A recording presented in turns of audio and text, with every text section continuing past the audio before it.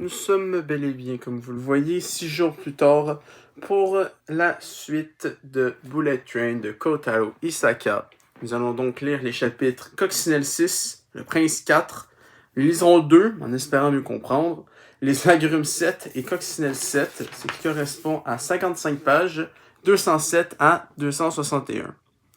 Mais avant, petite news sur les 4 prochaines vidéos qui vont sortir après les livres audio, ce qui va donc finir le mois de juin. Donc, le 10, les chefs va se terminer. Donc, la 19e critique va être la saison 14 des chefs, en espérant que ce soit pas trop répétitif par rapport à celle de l'année dernière. La 20e critique, la semaine d'après, le 16, l'album de Echo de Jin, qui va être donc une critique pile un mois après la sortie de l'album. J'ai fait un prix similaire pour The Weeknd, donc c'est pas si grave. Le 23, ça va être l'épisode 14 de la série Pourquoi, par rapport à mes voisins. Donc 3 anecdotes en rapport avec eux.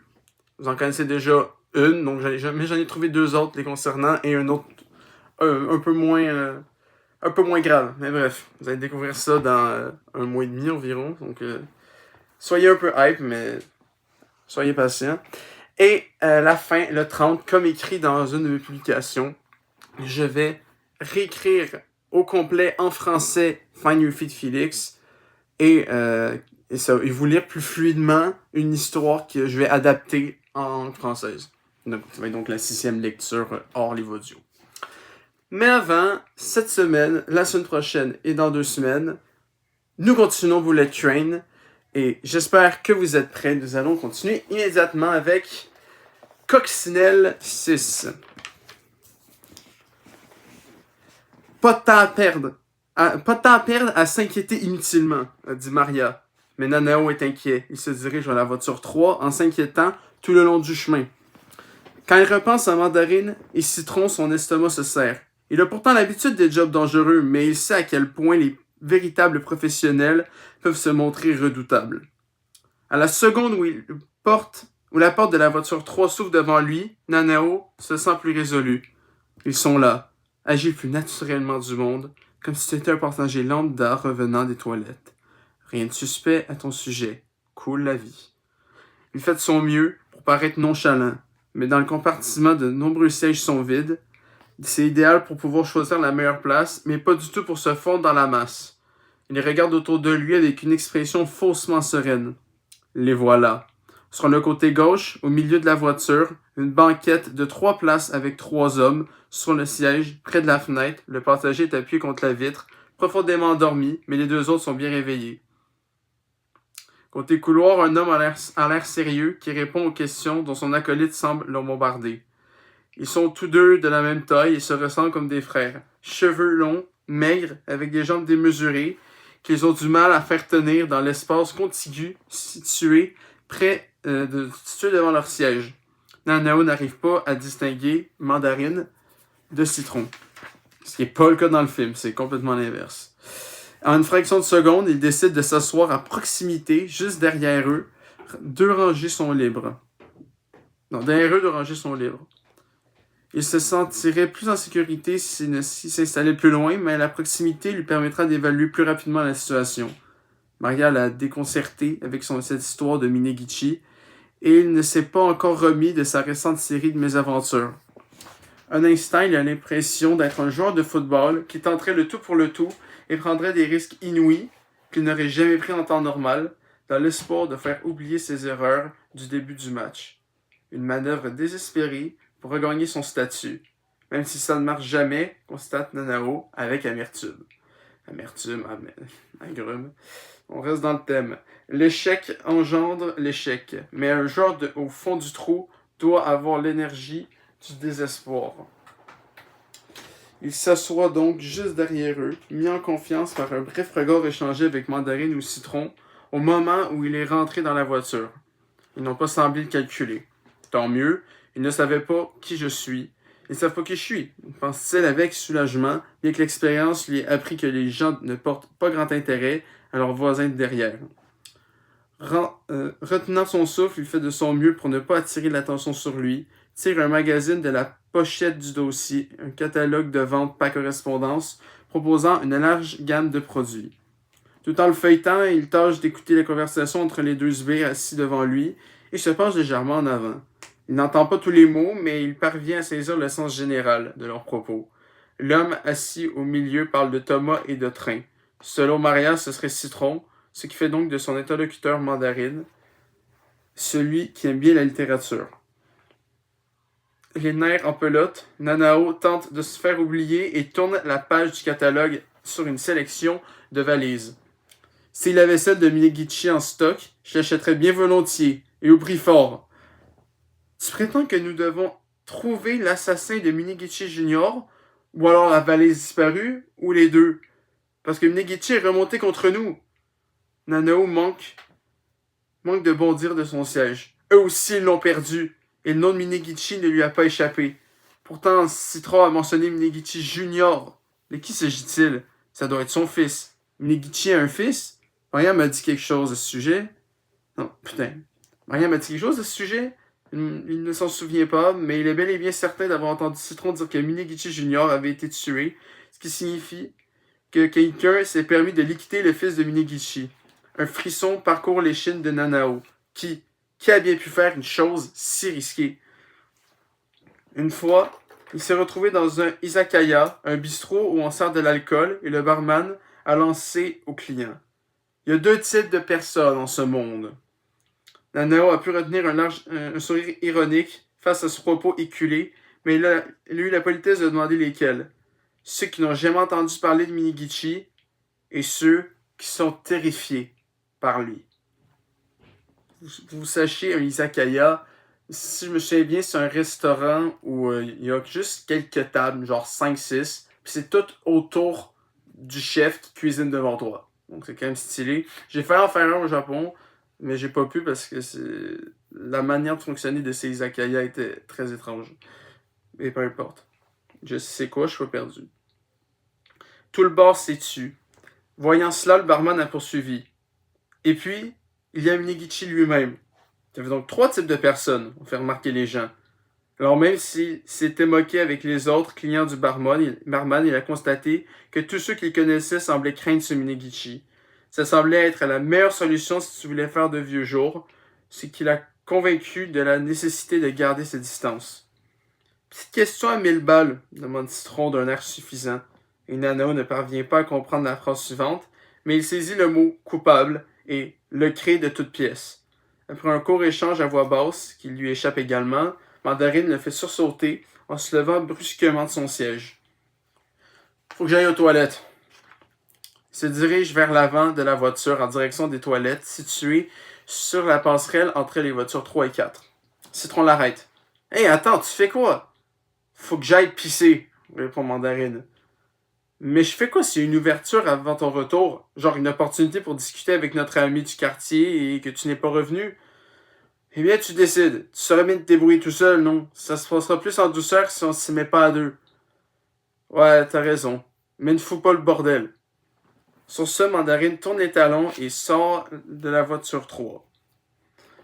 Tout le compartiment est plongé dans le silence. Du moins, Nanao en a l'impression. Bien sûr, le train continue à osciller.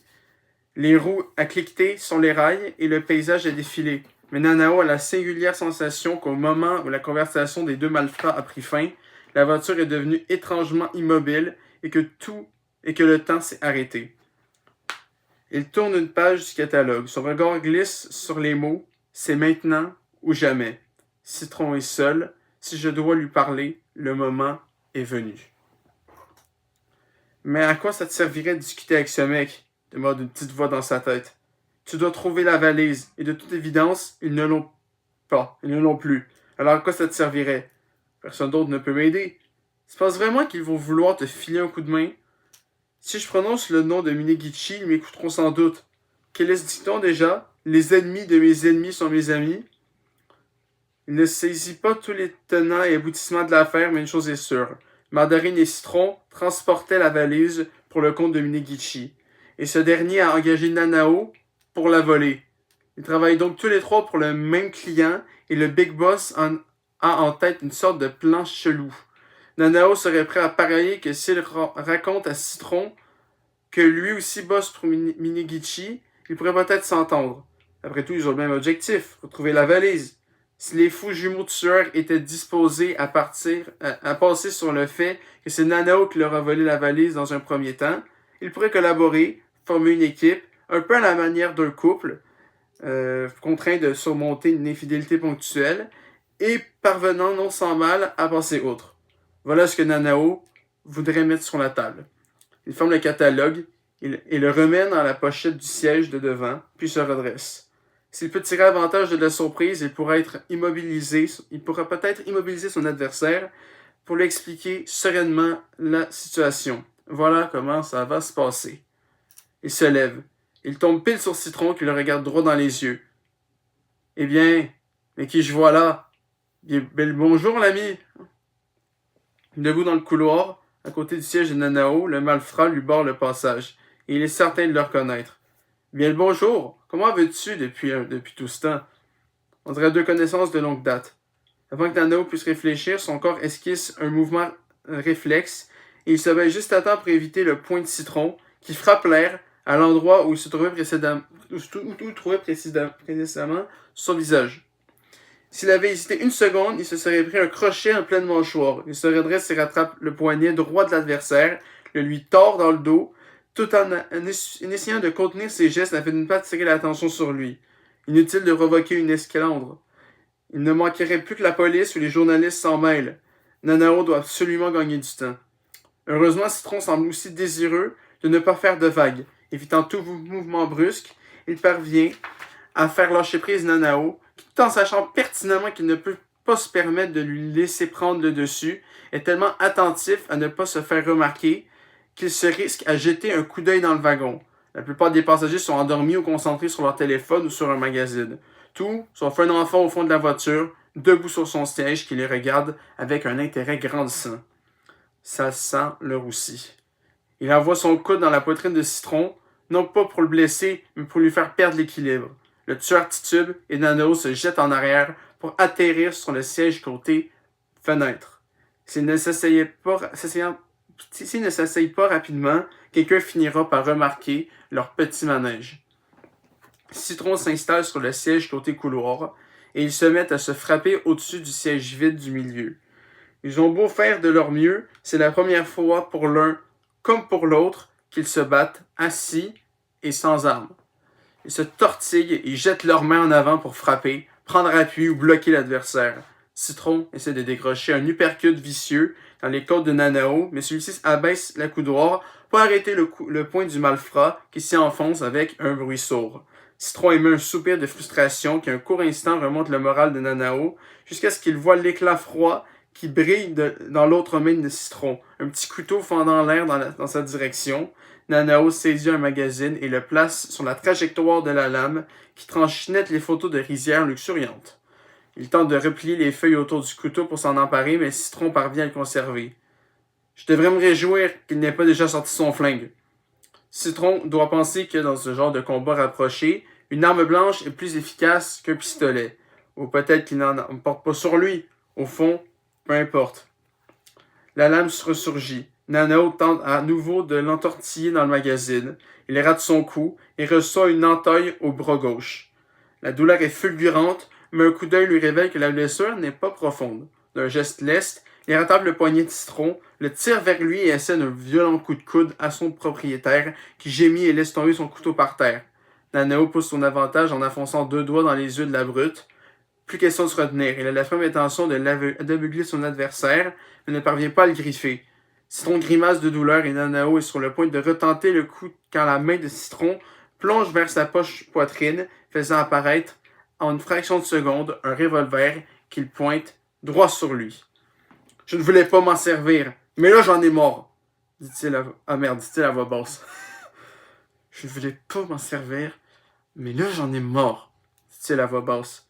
Si tu tires, tu te trahis. Pas le choix. Une mesure d'urgence. Mandarine comprendra. De toute façon, c'est trop difficile de se battre sans se faire remarquer. Comment tu as deviné qui j'étais? Je t'ai reconnu à la seconde où tu es rentré dans la voiture. Tu étais tout nerveux, comme si tu criais « Me voilà! » Je suis l'agneau sacrificiel. L'agneau sacrificiel? Tu es bien le type qui bosse avec Maria, non? Tu connais Maria? Demanda Nao, conscient qu'il peut se faire tirer dessus à tout moment. Son regard va du visage de Citron au pistolet. Nous sommes dans la même branche. McDonald's est incollable sur la chaîne japonaise Mossburger. Yodobachi Camera n'a pas de secret pour Big Camera. C'est pareil. Et on n'est pas si nombreux dans notre milieu. Il n'y a pas beaucoup de gens qui signent pour n'importe quel contrat pour le compte de quelqu'un d'autre. C'est ce ligne intermédiaire qui m'a parlé de toi et de Maria. Qui? Monsieur, j'ai une bonne et une mauvaise nouvelle? Lui-même. Bien qu'avec lui, la plupart du temps, les nouvelles sont plutôt mauvaises. Mais j'entends souvent parler de Maria. Et je me suis laissé dire que depuis 2 ans, elle était devenue la manager de Monsieur Lunette Noire. Et que raconte-t-on au sujet de Monsieur Lunette Noire? Sans baisser la garde, Nanao tente de montrer qu'il n'est pas trop inquiet. On dit qu'il n'est pas mauvais. Pour parler en termes de Thomas et ses amis, je dirais qu'il ressemble le plus à Murdoch. C'est l'un des personnages de la série? Ouais, il est plutôt cool, Murdoch. Un très gros moteur, cite-t-il après une pause, avec 10 roues. De tempérament paisible, il apprécie les endroits tranquilles, mais il aime aussi discuter avec ses amis au dépôt. Pardon? C'est la description du personnage de Murdoch. Décontenancé par cette prose soudaine, Nanao sourit en son fort intérieur. C'est vrai que j'apprécie les endroits tranquilles. Tout ce que je demande, c'est un peu de paix et de sérénité. Mais réfléchis-y avec une pointe d'amertume. Me voici ici et maintenant. J'ai déjà vu une photo de toi, monsieur Lunette Noire, mais je ne m'attendais certainement pas à ce que tu débarques ici. Une simple coïncidence? C'est effectivement une sorte de coïncidence, mais pas seulement. Oh, attends, j'ai compris, répond Citron qui commence à piger. Tu es le type qui nous a volé la valise. Oh, écoute, tant mieux. Comme ça, je n'ai pas besoin de te piéger puisque tu es vraiment coupable. Attends, écoute-moi d'abord. Minegichi t'a engagé pour lui rapporter la valise. Correct? Apparemment toi aussi puisque tu as l'air de savoir ce qui se passe. Je travaille également pour lui. Il m'a recruté pour voler la valise. Qu'est-ce que tu racontes? J'ignore pour quelle raison, mais Minegichi m'a contacté sans vous avertir. T'es sûr de ça? Citron ne pose aucun autre argument que cette simple question, mais elle suffit à déstabiliser Nanao. Après tout, il n'est pas absolument certain de travailler pour Minegichi. Non, mais pourquoi le Big Boss voudrait que tu lui voles la valise que nous sommes censés lui rapporter? Je sais, moi aussi je trouve ça bizarre, fait remarquer Nanao, désireux d'insister sur ce qui ne colle pas. Alors, disons que Thomas aurait du fret à transporter, mais qu'il demanderait à un autre train de le faire pour lui. De la façon dont je vois les choses, il n'y a que 2 explications possibles. Soit Thomas est en panne, soit il ne lui fait pas confiance. Et donc ton associé et toi est en panne? On dirait pas. Donc c'est l'autre explication qui est la bonne. Tu prétends que Minegichi ne nous fait pas confiance? Gronde Citron avec un claquement de langue des approbateurs. Le canon de l'arme semble viser à nouveau Nanao. Citron paraît très mécontent et sa mauvaise humeur a pour effet de crisper son doigt sur la gâchette. Je te conseille de nous rendre la valise et vite fait. Où est-ce que tu l'as planqué? Je te préviens, je vais te tirer dessus. Et pendant que tu te tortilleras par terre à perdre ton sang, je te ferai les poches et je trouverai ton billet qui me mènera à ton siège et donc à la valise. Tu vois, c'est simple comme bonjour. Donc rends-la-moi avant que je te bute. Attends, tu n'as pas compris. Moi aussi je la cherche. Et elle n'est pas à ma place, je t'assure. On dirait que tu meurs d'envie de te faire tirer dessus. C'est la vérité, putain. Si j'avais la valise, je ne serais pas venu vous chercher ici. Je pensais que c'était vous qui l'aviez reprise. Et c'est pour ça que je suis venu dans votre voiture, même si j'étais parfaitement conscient du danger. Et il s'est avéré que j'avais raison.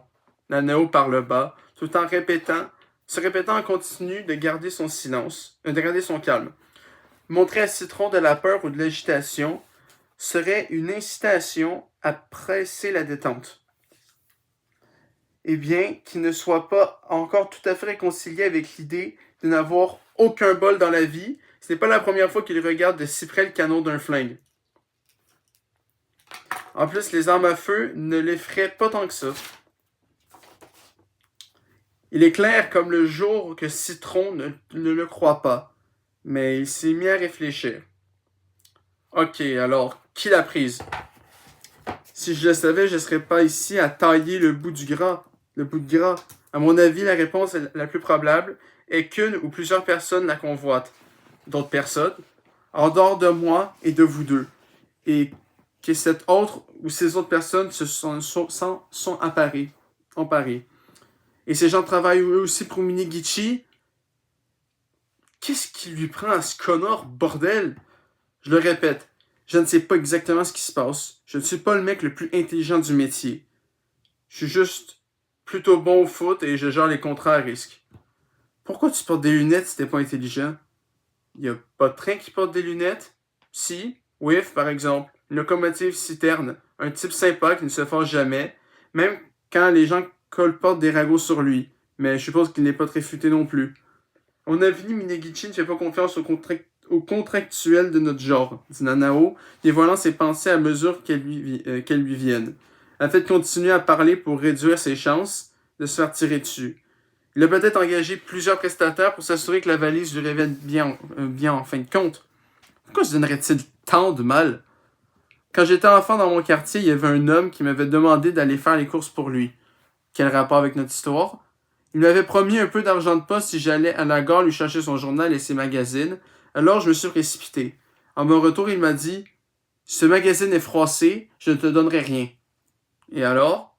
Dès le début, il avait eu l'intention de rien me donner et il avait concocté une excuse toute prête. Je parie que Minegichi a la même chose en tête en ce qui vous concerne, les gars. Il exigera de savoir ce qui est arrivé à la valise pour pouvoir vous le reprocher, dans le style « Vous avez fait une erreur et vous allez me le payer. » Alors, c'est pour ça qu'il t'aurait demandé de nous voler la valise. C'est bien probable. Nanao est en effet persuadé que c'est plausible. Peut-être Negichi n'a-t-il aucune intention de féliciter Citron et Mandarine et de leur payer le prix fort pour leur service. En créant de toutes pièces cette situation, il peut faire en sorte que les deux gars deviennent redevables et non l'inverse. Vous allez me le payer. Qu'est-ce qu'il veut dire par là, à ton avis? Peut-être qu'il vous obligera à le rembourser ou qu'il mettra un nouveau contrat sur vos têtes. Je parie qu'il aimerait que quelqu'un fasse le sale boulot à sa place, mais sans qu'il ait à débourser un yen. Genre, ce serait pas génial si je pouvais engager ces gars et ensuite me débarrasser d'eux. Mais s'il recrute quelqu'un d'autre pour bousiller notre travail, ça ne lui coûte pas de l'argent ça ne lui coûte pas de l'argent là aussi? Ça n'a aucun intérêt. Si le boulot est plus facile, il peut engager quelqu'un de moins cher et au final, il fait des économies. Quand un train travaille dur, il ne faut pas oublier de le féliciter et de lui dire qu'il est indispensable. Certaines personnes préfèrent mourir plutôt que de faire l'éloge des autres. Il se peut que Minegichi soit de cette nature. Nanao se méfie toujours de l'arme, tout en s'efforçant de faire croire à Citron qu'il s'en moque. Ton associé Mandarine est encore aux toilettes? Il est parti depuis un bon moment, répond Citron sans détourner le regard. Il doit y avoir la queue devant les chiottes. Une pensée soudaine effleure Nanao. Y a-t-il l'ombre d'une possibilité qu'il puisse te trahir? Mandarine ne me ferait jamais ça. Imaginons qu'il ait caché la valise quelque part. Ce numéro d'équilibriste consistant à remettre en question les certitudes de Citron est fort risqué, car c'est lui qui a la gâchette en main et il ne faudrait pas le bouleverser. Non, jamais Citron n'essaierait de me niquer. Pas à cause d'une profonde confiance mutuelle ou un truc du style. C'est juste un type qui n'aime pas les soucis. Et s'il me trahissait, c'est pertinemment qu'il en aura des tas. Et ça ne te défrise pas trop qu'il ait pris tout son temps aux toilettes pendant que tu te battais avec moi? Mandarine sait pertinemment que nous sommes en train de discuter, mon pote, rétorque Citron avec une moue désobligeante. Quoi?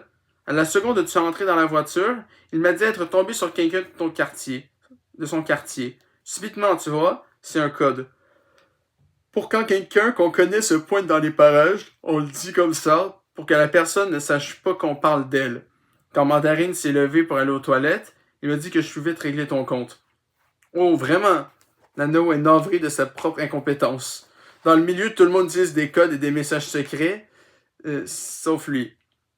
En se remémorant leur conversation, il ne se rappelle pas avoir remarqué quoi que ce soit, mais Citron dit probablement la vérité, ce qui renforce la sensation d'urgence. Si Mandarine est au courant que Nanao est ici, il peut revenir à tout moment et à 2 contre 1, ce ne sera pas une sinécure. Et tu n'es pas du genre à te foutre en run quand on te réveille? Non, c'est brusquement Citron. Quoi? On m'a raconté l'histoire d'un type du milieu qui déteste être tiré du sommeil. Une brute épaisse. J'ai pensé une seconde, ça pourrait être toi, mais je suppose que non. Nanao n'en a jamais entendu parler. Il est par ailleurs assez ridicule d'être connu pour un tel trait de caractère. Un dur à cuire? Comme City de Truro, le teint légendaire. Même Gordon n'a pas réussi à le battre en 2 vitesses. Désolé, je n'ai pas la référence. C'est-à-dire que tu pourras jamais me battre non plus, mon pote. Parce que si d'une manière ou d'une autre, tu parvenais à me tuer, je ne mourrais pas pour autant. Qu'est-ce que tu veux dire par là? Je veux dire là que le grand citron est immortel. Si je meurs, je reviendrai sur Terre pour te hanter. Je me présenterai devant toi et je te foutrai la trouille. Merci, je n'aime pas penser à la vie après la mort et j'ai horreur des fantômes. Je suis pire qu'un fantôme. À ce moment précis, par la fenêtre située de l'autre côté de la ligne, Nano voit un autre Shinkansen arriver en trombe dans la direction opposée. Lorsqu'ils se croisent, les deux trains semblent se bousculer l'un l'autre, comme pour rappeler qu'il n'y a pas d'accalmie dans la vie. Tout est lutte. Hey, c'est peut-être Murdoch, murmure Nanao sans intention particulière. Ne s'agit pas d'un stratagème, et si tel est le cas, il ne s'attendrait pas à ce qu'elle fonctionne. Il a seulement remarqué l'autre train et s'est demandé à voir de quel modèle il s'agirait dans Thomas et ses amis. Où ça? S'exclame Citron sans le même soupçon, avant de détourner le regard par-dessus son épaule, comme s'il venait d'avoir une saine conversation amicale. Nanao n'en revient pas. L'occasion est trop belle. Il attrape la main qui tient le pistolet et la baisse de force, tout en envoyant son poing dans la mâchoire de Citron. Défoncer le menton, ébranler le cerveau, assommer l'adversaire. C'est une technique de plus que Nano a pratiquée à de nombreuses reprises pendant son adolescence, en même temps que le football. Il entend un bruit semblable à un muscle qui claque et à un gros interrupteur qu'on actionne. Les yeux de Citron sortent de leur orbite et il s'affaisse sur son siège. Nano tire le long corps et le place contre la fenêtre. Un instant, il est tenté de lui briser la nuque, mais quelque chose l'en empêche. Après Lou, il lui semble trop risqué de tuer si vite à nouveau. Et s'il supprime Citron, il est certain que Mandarine sera foudrage. Or, l'objectif est justement de prévenir une nouvelle confrontation. Évidemment, imaginer qu'il puisse un jour s'allier est illusoire, mais il doit à tout prix éviter de les provoquer plus que nécessaire. Et maintenant, je fais quoi? Sa tête lui donne la sensation de chauffer. Les engrenages se mettent à tourner plus vite. Il prend le pistolet de Citron et le range dans sa ceinture, sous sa veste. Il saisit aussi son portable et fait mine de récupérer le couteau sur le sol avant de changer d'avis. Ensuite, ses pensées turbinent à plein régime, soulevant une idée après l'autre. Des flashs de plans apparaissent, puis disparaissent. Comment tu comptes t'en sortir? Murmure une petite voix intérieure. Dois-je me diriger vers l'avant ou vers l'arrière du train? Mandarine risque d'arriver d'une minute à l'autre. Se rappelant d'où vient Mandarine, il constate qu'il ne peut pas aller vers l'avant. La seule option consiste à repartir vers la queue. Son esprit bourdonne d'alternatives et de fragments de schémas d'évasion. Même si je pars vers l'arrière, Mandarine ne tardera pas à me retrouver. 2 voies, sans issue.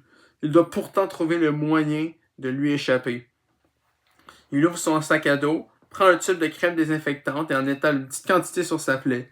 Il ne saigne pas beaucoup, mais il est quand même plus prudent de nettoyer l'entaille. Son bras lui fait mal, à la fois à cause de sa blessure, pour avoir paré les coups de poing de Citron. Des bleus sont déjà sur sa peau. Le malfrat est parvenu à lui administrer quelques bons coups, lui martelant la chair et les os. Chacun de ces mouvements lui est pénible, mais il n'y a rien à faire. Il sort ensuite de son sac une montre digitale. Pas le temps de réfléchir, il règle le volume de l'alarme au maximum et choisit l'heure. De combien de temps aurais-je besoin? Ni trop ni trop peu. Au cas où il décide de régler l'alarme sur une deuxième montre, 10 minutes après la première. Il en place une sur le sol, sous le siège de Citron, et l'autre sur le porte-bagages, au-dessus de sa tête. Nano est sur le point de partir, lorsque son regard se porte soudain sur la rangée de devant, le siège à 3 places de Citron et Mandarine, celui où le troisième homme immobile, près de la fenêtre, dort encore, à point fermé. C'est louche. Il s'approche et lui touche l'épaule avec prudence. Aucune réaction.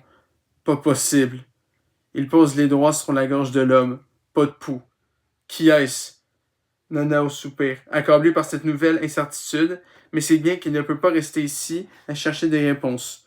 Juste avant de s'éloigner, il remarque une bouteille d'eau en plastique, à moitié vide, dans la poche dossier du siège de Citron. Une idée lui traverse l'esprit. Il saisit dans sa banane un paquet de poudre, un somnifère soluble qu'il verse dans la bouteille avant de la secouer. Pas certain que Citron le boira, ni même que ce soit efficace. Mais c'est toujours ça de prix de semer des graines là où on peut. Puis il se précipite vers la voiture 2. Ok. Et maintenant, je fais quoi? Si vous avez vu le film, là, il y a des scènes qui vous remettent à l'esprit. Hein. Le fameux combat silencieux de Citron et Coccinelle. La fin avec la bouteille et le somnifère. Non, non. Là, on revient à des choses qu'on connaît mieux en tant que fan de Bullet Train. En tout cas, en tant que visionneur de Bullet Train. En tant que personne ayant déjà vu le film et qui s'en rappelle, si on s'en rappelle. Ça fait du bien. Ça fait un bout qu'on n'avait pas eu quelque chose qu'on reconnaît. Le Prince 4. Donc là, on change de perspective. Au moment où il se dit qu'il devrait peut-être retourner à sa place, la porte des toilettes s'ouvre et Kimura en sort, l'air agité. Quelle était la combinaison? Comment as-tu deviné que je l'avais trouvé à votre expression? Eh bien, tu n'as pas l'air plus surpris qu'heureux. Tu es tellement habitué à avoir de la chance, c'est ça. C'était 0600. Kimura jette un coup d'œil à la valise qu'il tient sous le bras. Pour le moment, je l'ai refermée. Allons-y. Le prince se tourne pour ouvrir la voie et Kimura lui emboîte le pas avec la valise. Si jamais il tombe sur le propriétaire, il sera facile de lui faire porter le chapeau. Arrivé à leur siège, le prince demande à Kimura de s'asseoir près de la fenêtre. Les instants qui viennent seront décisifs, pense-t-il, en s'y préparant mentalement. Il se sentira plus en sécurité si Kimura est de nouveau entravé. Monsieur Kimura, je vais vous rattacher les mains et les pieds, d'accord? Le bien-être de votre fils est en jeu. J'imagine que vous ne tenterez rien de stupide, mais autant reprendre nos bonnes habitudes. Peu m'importe que vous soyez attaché ou pas. C'est ce que le prince tente de lui faire avaler, alors qu'en réalité cela change considérablement les choses. En l'espèce, son adversaire est beaucoup plus grand que lui, et même si la vie de Wataru est sur la balance, n'importe quoi pourrait faire réagir son père en désespoir de cause et lui donner l'envie de lancer une attaque suicide. Dans ce cas, le prince pourrait ne pas être en mesure de le maîtriser. Les choses ne se passent pas toujours comme prévu quand la violence éclate. La meilleure façon d'assurer sa sécurité est donc de se retrouver dans les mêmes conditions qu'auparavant. Mais il doit aussi s'assurer que Kimura ne s'en rend pas compte. Le prince sait d'expérience que c'est le meilleur moyen d'exercer une emprise sur autrui. Si quelqu'un comprend que l'instant de vérité est là, que pour changer une situation c'est maintenant ou jamais, il est fort probable qu'il résiste, avec ou sans courage. C'est pourquoi vous augmenterez vos chances de gagner si la personne n'a pas conscience de cet instant. Nombre de dirigeants agissent ainsi. Ils dissimulent leur véritable intention, comme s'ils transportaient une foule de passagers dans un train sans les informer le moins du monde quant à leur destination, en faisant comme si cet état de fait était la chose la plus naturelle du monde. Les passagers sont libres de descendre à n'importe quelle station tout au long du trajet, mais on fait en sorte qu'ils ne s'en rendent pas compte. Le conducteur arrête lentement le train devant chaque gare avec un calme olympien. Et au moment où les gens regrettent de ne pas être de n'être pas descendus quand ils en avaient encore l'occasion, l'opportunité s'est envolée. Qu'il s'agisse d'une guerre, d'un génocide ou d'une refonte de la loi, dans la plupart des cas, les gens comprennent trop tard et se lamentent alors, disant qu'ils auraient protesté plus tôt si seulement ils avaient su. C'est pourquoi le prince se sent infiniment soulagé lorsqu'il a fini d'attacher Kimura à l'aide des bandes et du ruban adhésif. Ce dernier ne semble même pas remarquer que son unique chance de se défendre vient de lui échapper. Le prince pose la valise à ses pieds et l'ouvre, exposant les liasses de billets. Regardez-moi ça. Rien d'extraordinaire, c'est une valise remplie de bifetons. En revanche, le truc des cartes bancaires, c'est nouveau.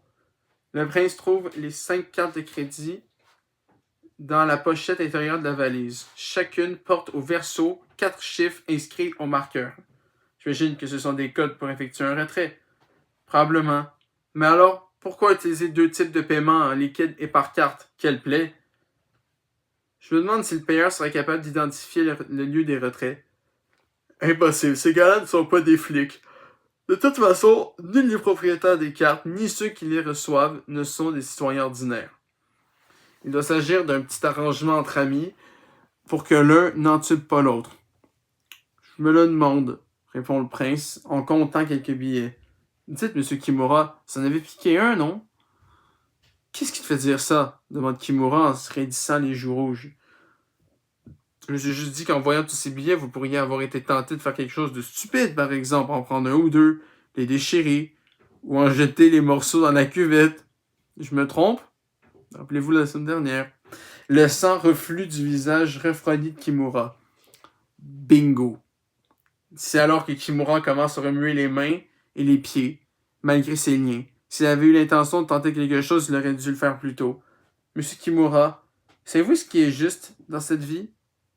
Le prince ôte ses chaussures et ramène ses genoux contre sa poitrine, en équilibre sur le coccyx. Il se penche en arrière. Oui, rien du tout. Exactement. C'est exactement ça. Dans la vie, il y a des choses que l'on dit juste, mais on ne peut jamais affirmer que c'est réellement le cas. C'est pourquoi ceux qui peuvent prétendre que telle ou telle chose est juste ont tous les pouvoirs. Vous m'avez perdu, votre majesté. Faites l'effort de vous mettre à la portée des roturiers. C'est comme dans ce documentaire assez célèbre des années 80 sur la guerre nucléaire, The Atomic Cafe. À un moment, des soldats s'entraînent dans le cadre d'une opération et leur mission consiste à pénétrer dans une zone frappée par une bombe nucléaire. Pendant leur briefing, un haut gradé écrit les instructions sur un tableau noir. Il n'y a que 3 choses dont vous devriez vous méfier. L'explosion, la chaleur et l'irradiation. Puis il ajoute que les radiations constituent une menace nouvelle, mais que c'est aussi celle qui doit le moins les préoccuper. Comment peuvent-ils le croire? Les radiations sont invisibles et inodores. On raconte aux troupes que tant qu'elles suivent la procédure, elles ont peu de risque de tomber malades. La bombe est déclenchée et les soldats se mettent à marcher droit sur le champignon atomique sans aucune protection. Tu te moques de moi? Ils n'ont pas été blessés. Ne soyez pas ridicules. Ils ont tous été touchés par les radiations et ont souffert le martyre. En fait, dès que l'on leur fournit une explication, les gens désirent par-dessus tout y croire. Alors quand un type haut placé leur affirme qu'il n'y a aucune raison de s'inquiéter, que tout va pour le mieux dans le meilleur des mondes, ils tombent plus ou moins d'accord avec lui, bien qu'en réalité, le ponte n'a aucune intention de leur dire la vérité. Dans ce film, il montre une vidéo éducative pour les enfants, avec un personnage de dessin animé en forme de tortue, qui explique qu'en cas d'explosion nucléaire, il faut se cacher immédiatement. Planquez-vous sous la table! Voilà le seul conseil de la tortue. C'est stupide. On peut le penser. Mais quand un membre du gouvernement déclare avec calme, en souhaitant la confiance en soi, que tel est le cas, il n'y a pas d'autre choix que de prêter foi à ses paroles, n'est-ce pas? Et peut-être même qu'à ce moment-là, à cet endroit-là, cette affirmation est sincère. C'est un peu comme avec l'amiante, par exemple. Aujourd'hui, il est rigoureusement interdit de l'utiliser dans la construction à cause des dangers qu'il présente pour la santé. Mais il fut un temps où on l'appréciait pour ses qualités ignifuges et sa résistance à la chaleur, et où on pouvait concevoir de bâtir un nouvel immeuble sans. Tu es vraiment au collège? Comment se fait-il que tu penses si bien? Quel crétin, pense le prince en ricanant par le nez. Comment un collégien est-il censé s'exprimer? Si tu lis et acquiers suffisamment de connaissances, ta façon de parler évolue naturellement. Ça n'a rien à voir avec ton âge. Même quand des rapports ont commencé à alerter l'opinion publique sur les dangers de l'amiante, son interdiction a pris des années. Cela a probablement amené la plupart des gens à penser que si ce produit était vraiment nocif, il y aurait eu un tollé et l'adoption d'un décret pour interdire son utilisation. Mais puisque tel n'était pas le cas, tout allait très bien dans le meilleur des mondes. Aujourd'hui, nous recourons à d'autres matériaux que l'amiante, mais ne soyez pas surpris quand un jour on vous annoncera qu'ils sont dangereux pour la santé. Il en va de même pour la pollution, la contamination des aliments, les médicaments toxiques. Il n'y a aucun moyen d'être certain que ce que l'on croit est vrai. Le gouvernement est pourri, les politiciens sont des traîtres, tout est foutu. C'est ça? Ce n'est pas l'opinion la plus originale que j'ai entendue. C'est pas du tout ce que j'essaie de vous dire. À mon sens, il est facile de faire croire au public qu'une chose néfaste est dans son intérêt. Toutefois, j'ai l'impression que sur le moment, même les politiciens en sont sincèrement convaincus qu'il ne s'agit pas d'une tentative de tromper les gens. Alors quoi? Le plus important, c'est de faire partie de ceux qui disent aux autres ce qu'il faut croire. Mais j'ai beau te l'expliquer, j'ai doute que tu piges un jour. À propos, poursuit le prince, ce ne sont pas les politiciens qui tirent les ficelles, mais les hommes d'affaires. Eux, vous ne les verrez jamais à la télévision. Seuls les politiciens sont connus du grand public, parce qu'ils apparaissent dans les médias, ce qui sert parfaitement les objectifs des décideurs qui se planquent derrière eux. Et même dans le cas où les gens commenceraient à penser que les décideurs ne valent rien, ils ne sauraient pas vraiment de qui il s'agit, ni vers qui diriger leur colère ou leur frustration. Ils se heurtèrent à un tas de communiqués sans visage, alors que les politiciens sont confrontés à l'opinion publique et absorbent tout le feu. Les hommes d'affaires se terrent derrière eux, et si un politicien leur cause des problèmes, il leur suffit de faire fuiter des informations confidentielles dans les médias. Le prince se rend compte qu'il en a trop dit. Je suis probablement trop excité à l'idée d'ouvrir cette valise. En gros, la personne qui détient le plus d'informations et a le pouvoir de s'en servir pour atteindre ses objectifs est la plus forte. C'est comme pour cette valise. Parce que je sais où elle est cachée, j'ai le pouvoir de contrôler les types qui la recherchent. Et tu comptes faire quoi de l'argent? Rien. C'est de l'argent après tout. Mais oui, exactement, c'est de l'argent. Ce n'est pas comme si vous le convoitiez, monsieur. Aucune fortune au monde n'aidera votre imbécile de gamin à aller mieux. Le visage de Kimura se durcit et des ombres se creusent sur ses joues. Trop facile, pense le prince. Alors, pourquoi tu fais ça? Soyez plus précis. Qu'est-ce que vous entendez par là? Parlez-vous de la valise? Ou du fait que je vous ai lié pieds et mains et que je vous emmène avec moi à Morioka? Kimura ne répond pas tout de suite. Il ne sait même pas ce qu'il demande, constate le prince. Un mec comme lui ne sera jamais capable de reprendre sa vie en main. Un instant plus tard, Kimura reformule sa question.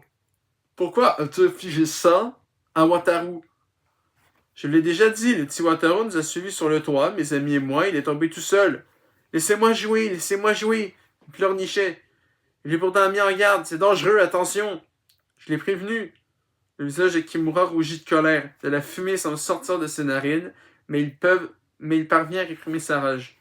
Peu importe. Tes excuses à la con ne m'intéressent pas. En revanche, je me demande bien pourquoi tu as choisi de t'attaquer à Wataru. Pourquoi lui?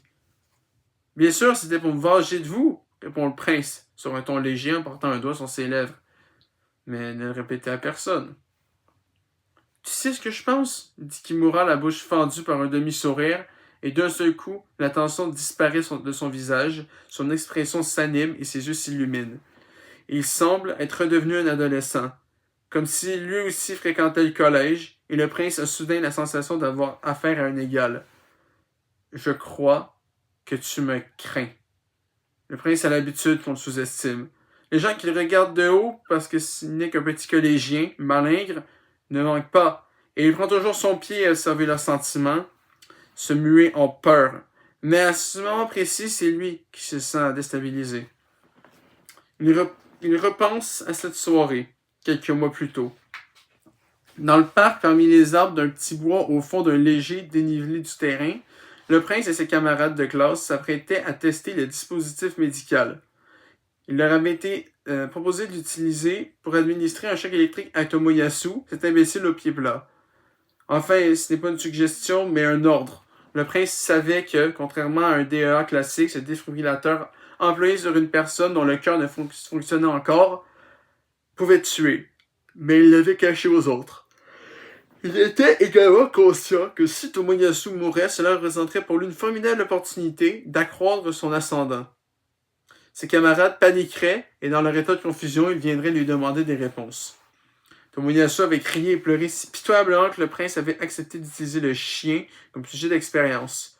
À ce moment-là, son intérêt s'était détourné des effets du défibrillateur et s'était davantage intéressé à la manière dont le sacrifice de son chien affecterait le maître. Ce dernier aimait sincèrement le petit animal, mais était toutefois prêt à le soumettre à la torture pour sauver sa peau. Comment pourrait-il justifier son acte à ses propres yeux? Sans doute se cherchait-il des excuses pour se convaincre qu'au fond, il n'était pas une mauvaise personne. La première étape pour prendre le contrôle de ses camarades de classe avait consisté à leur ôter toute estime de soi. Le prince leur avait fait donc comprendre à quel point ils étaient des êtres humains imparfaits. Le moyen le plus simple d'y parvenir avait été d'exploiter leurs pulsions intimes, de découvrir leurs désirs secrets, de l'exposer au plus grand jour pour les humilier. Dans certains cas, ils les avaient confrontés aux activités sexuelles de leurs parents, salissant ainsi l'image de ceux dont ils étaient le plus dépendants. S'il n'y avait rien d'inhabituel à ce que les gens aient des désirs sexuels, les mettre à nu ne manquaient jamais de les rabaisser, et le prince ne cessait d'être surpris par la redoutable efficacité de cette méthode. L'étape suivante consistait à les emmener à trahir une personne chère, un parent, un frère ou une sœur, ou encore un ami, et c'est précisément ce que le prince espérait accomplir en manipulant Tomoyasu. Ils avaient attaché l'animal et étaient sur le point de lui administrer le choc électrique quand Kimura était intervenu. Le prince l'avait immédiatement reconnu. Au grand magasin, il lui avait fait penser à un jeune délinquant vieilli prématurément, vulgaire et rustre, le genre d'homme qui ne peut réfléchir qu'en ligne droite. « Hé, toi, tu penses faire quoi, ce pauvre chien? Ne t'inquiète pas, Toutou, je viens de secourir. » Kimura avait donné l'impression de ne vouloir prêter main forte qu'au chien et à son maître. « Et vas-y, gamin, arrête-moi, je suis en train de foutre en l'air ta mission. Si tu n'agis pas très vite, son Altesse princière risque de se mettre en colère.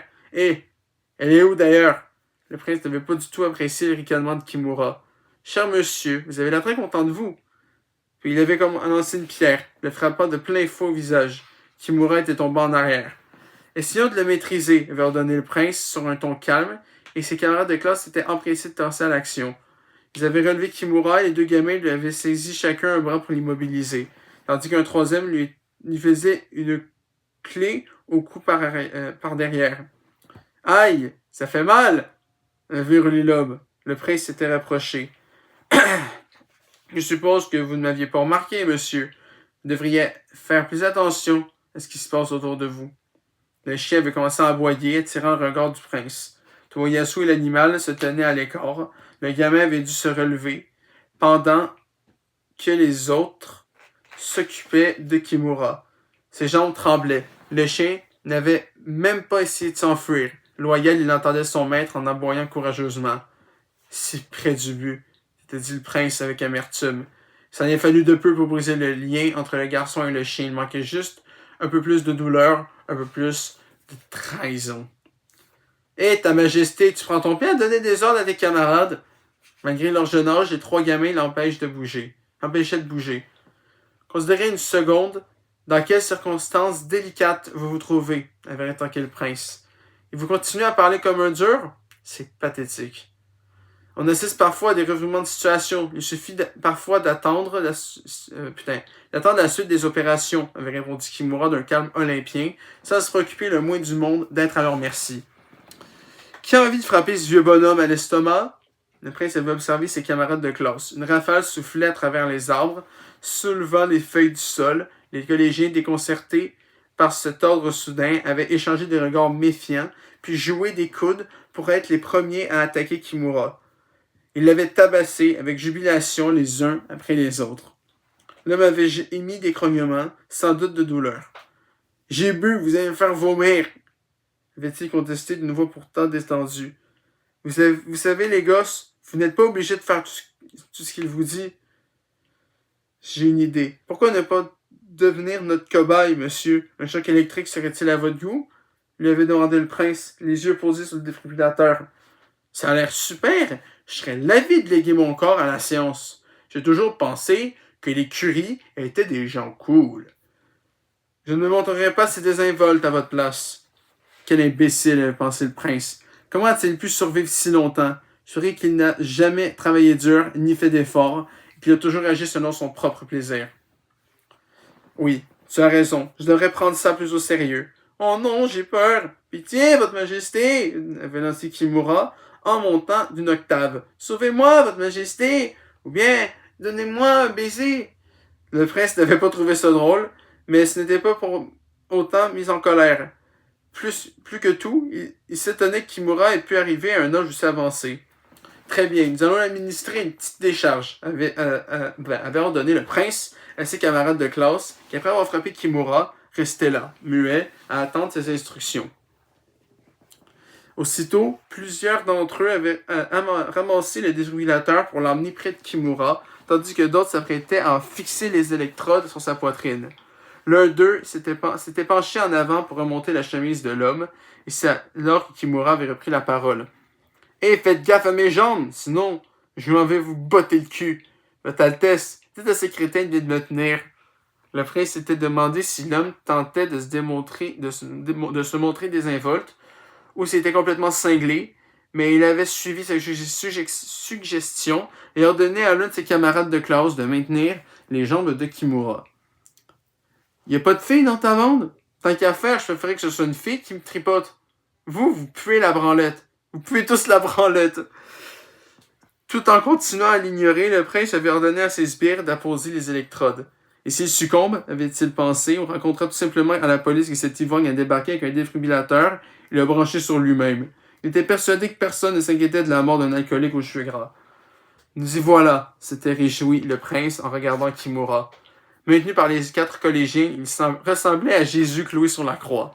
« Attendez une seconde, » avait murmuré Kimura. « Quelque chose me préoccupe, » avait-il dit en tournant la tête vers le collégien qui le tenait par le bras gauche. « J'ai un bouton sur la lèvre. C'est grave, docteur? »« Hein? » avait torqué le gamin en clignant des yeux de confusion avant de se pencher vers lui pour regarder. Kimura lui avait alors craché un jet de salive en plein visage. Le gosse avait lâché sa prise pour s'essuyer, ce qui avait permis à Kimura de balancer immédiatement son poing dans le crâne de celui qui lui maintenait les jambes et qui, les yeux fermés sous le coup de la douleur, l'avait également lâché pour se tenir la tête. Kimura avait donné un coup de pied en arrière, écrasant son talon dans le tibia de celui qui lui tenait le cou. Enfin, il avait frappé à la tête le gamin qui serrait toujours son bras droit. En un instant, il s'était libéré, tandis que les 4 collégiens se roulaient par terre en gémissant. « Abracadabra! T'as vu ça, ta majesté? Je peux bien m'envoyer tous tes petits camarades. Cela n'a aucune espèce d'importance. Regarde-moi, du con. Pas une égratignure. Maintenant, c'est à ton tour. » Il s'était avancé vers lui, frappant de son poing sa paume ouverte d'un air menaçant. « Les gars, occupez-vous de ce type, » avait ordonné le prince aux 3 de ses camarades qui étaient encore debout. « Allez-y franchement. » Mais les gamins étaient clairement terrifiés, sans doute d'avoir assisté à la correction que Kimura venait d'administrer à leurs copains. Tous ceux qui ne se battront pas passeront sur le grill ultérieurement, à moins que je ne décide d'y faire passer vos frères, vos sœurs ou vos parents. Le prince n'avait pas eu besoin d'en dire davantage pour les inciter à réagir. La simple perspective de recevoir un choc électrique les avait poussés à suivre ses ordres comme des robots. Cependant, Kimura s'était occupé d'eux en un rien de temps, dans un déferlement de violence. Un ou 2 gosses avaient sorti des couteaux, ils les avaient bien secoués, leur administrant des coups raides, les tirant par le col et se faisant voler les boutons de leur uniforme. Un gamin était tombé en saignant et saignait de la bouche. Mais Kimura avait continué à le frapper au visage à coups de coude, qui lui avait brisé les doigts des 2 autres. À la fin du combat, il s'était une nouvelle fois avancé vers le prince, le visage luisant de sueur, des jambes flageolantes à cause de l'alcool ou de la fatigue, qui sait, mais cela avait contribué à lui donner un air encore plus monstrueux. « Qu'est-ce que t'en dis, ta majesté? Tu te crois un putain de dur à cuire, mais t'es même pas capable de battre un vieux. » Avant que le prince ait pu comprendre ce qui lui arrivait, Kimura était sur lui, déchirant sa veste pour fixer les électrodes sur sa poitrine nue. Le prince avait agité les bras en l'air en une tentative désespérée de se défendre. « Ouais, je pense que t'as eu sacrément peur de moi, » dit Kimura assis dans le Shinkansen, presque triomphant. « C'est pour cette raison que t'en avais après mon fils. Tu voulais te venger de moi parce que je t'avais foutu la trouille. Tu avais balisé comme un malade, et tu voulais effacer ça. » Le prince manque de cracher que ce n'est pas vrai, mais il ravale ses mots. Montrer ses émotions est un signe de faiblesse. Au lieu de cela, il prend un moment pour se demander s'il a véritablement eu peur. Il est exact que le déchaînement de violence de Kimura dans le parc l'a effrayé. Kimura était beaucoup plus fort physiquement, un fou furieux sans aucun égard pour les convenances, et il manquait cruellement de bon sens. Le prince a été choqué de se sentir à ce point dominé physiquement, lui qui comptait sur son éducation et ses lectures pour compenser son manque d'expérience de la vie réelle. La vue de Kimura infligeant une correction à ses camarades de classe lui a donné l'impression d'observer l'humanité sous sa forme véritable, quand lui-même n'était qu'un imposteur, un accessoire peint en trompe-l'œil dans une production théâtrale bon marché. C'est pourquoi il s'enfuit en courant, tout en se disant qu'il partait simplement à la poursuite de Tomoyasu et de son chien. Naturellement, il n'a pas mis longtemps à retrouver son calme. Il a bien deviné que Kimura était un minable, qu'il avait facilement recours à la violence sans tenir compte des conséquences. Mais ce moment de terreur et de confusion que Kimura lui a figé lui était resté en travers la gorge, et par la suite son désir de vengeance ne cessait de croître. Il savait qu'il n'éprouverait plus aucune satisfaction, car il n'aurait pas terrifié Kimura en retour, tant qu'il ne l'aurait pas mis à genoux. Et s'il n'y parvenait pas, il garderait l'impression d'avoir atteint la limite de son pouvoir. Aussi voyait-il cela comme un défi, une mise à l'épreuve de ses compétences et de ses capacités. Je n'ai pas peur de vous, monsieur Kimura. Ce qui s'est passé avec votre fils n'était rien de plus qu'une expérience, une sorte de test d'aptitude. Kimura semble ne pas comprendre ce que cela signifie, mais devine que le prince se moque de Wataru. Son visage rougit de colère et la confiance en lui qu'il ressentait encore un instant plus tôt s'évanouit. J'aime mieux ça, pense le prince. Le collégien soulève la valise et compose la combinaison 0600. Alors son Altesse a changé d'avis? Elle veut le pognon maintenant? Tes parents ne doivent pas te donner beaucoup d'argent de poche. Le prince ignore la raillerie et saisit les cartes de crédit qu'il range dans sa poche. Puis il verrouille à nouveau la valise et la prend par la poignée. Qu'est-ce que tu fais? Je pensais remettre la valise à sa place. Dans quelle intention? Exactement ce que je viens de dire, la ranger où elle était, dans le panneau au-dessus de la poubelle. Oh, ou peut-être même dans un endroit plus facile à trouver. C'est sans doute la meilleure solution, me contenter de l'abandonner sur le porte-bagages. Et pourquoi tu ferais une chose pareille?